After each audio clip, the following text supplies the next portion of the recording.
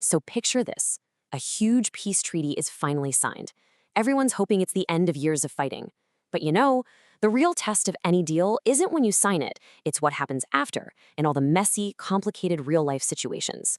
We're about to dive into the story of how the Treaty of Al-Hudaibiyyah was put to the test almost right away, forcing this incredible clash between the letter of the law and the spirit of faith. I want you to think about this for a second. You finally escaped persecution and found a safe place. But then, a clause in a brand new treaty says you have to be sent right back to the people who were oppressing you. And this wasn't just some thought experiment. This was the reality staring the early Muslims right in the face, and it created an unbelievable dilemma.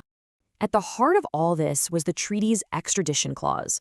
This thing was harsh. It basically said that any man who ran away from the Quraish in Mecca and went to the Muslims in Medina had to be returned, period, no exceptions. And this promise was about to get its very first real-world test. So right after the treaty is signed, a man named Abu Basir shows up in Medina. He'd just broken out of prison in Mecca. And almost immediately, two guys from the Quraysh are there demanding he be handed over. The ink on the treaty was barely dry, and its toughest clause was already in play. Now, in this make-or-break moment, the Prophet Muhammad's response was just remarkable. He looks at Abu Basir, this man who's come seeking safety, and he still upholds the treaty. He tells him that treachery, breaking your word, just isn't part of their religion, even when a promise is incredibly painful to keep. It's this amazing balance of his duty to be truthful to the agreement while having total faith that God would find a way out for the oppressed. So that was it. Abu Basir was handed over. His journey back to Mecca began. But this was a journey that was about to take a dramatic and, a completely unexpected turn.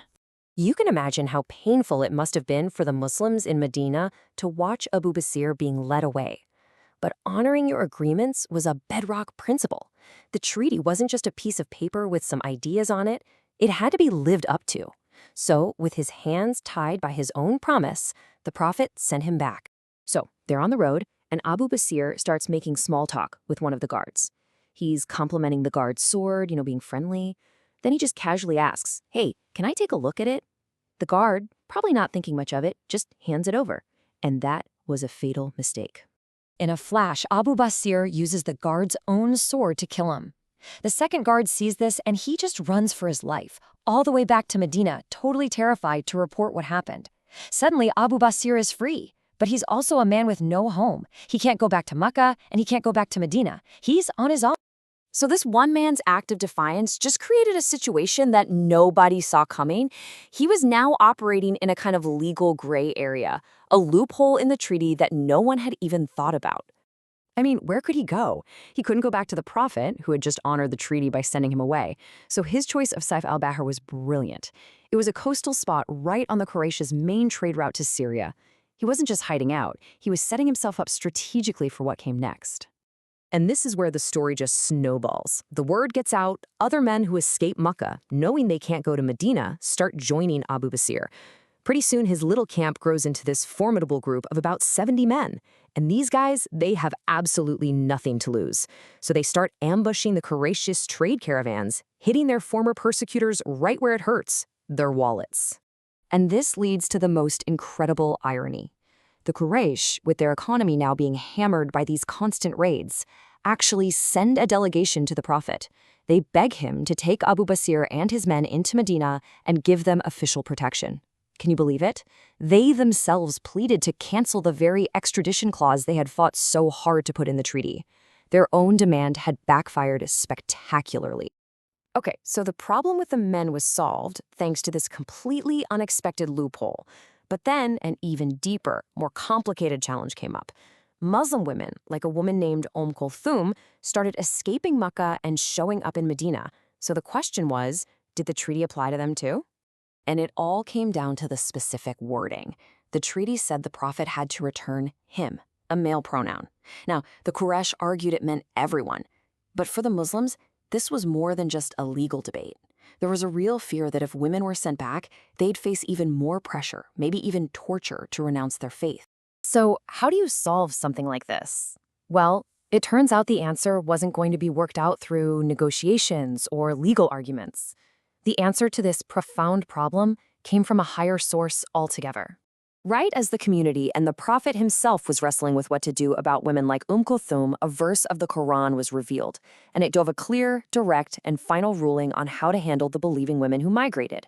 The verse commanded them to examine them, and the great scholar Ibn Abbas, he broke down what that meant. This wasn't some harsh interrogation. It was a simple but profound confirmation of their faith, making sure they would affirm the core belief of Islam.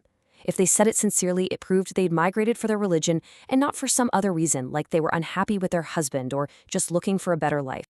And the ruling was crystal clear. If a woman passed this test of faith, she was not to be sent back.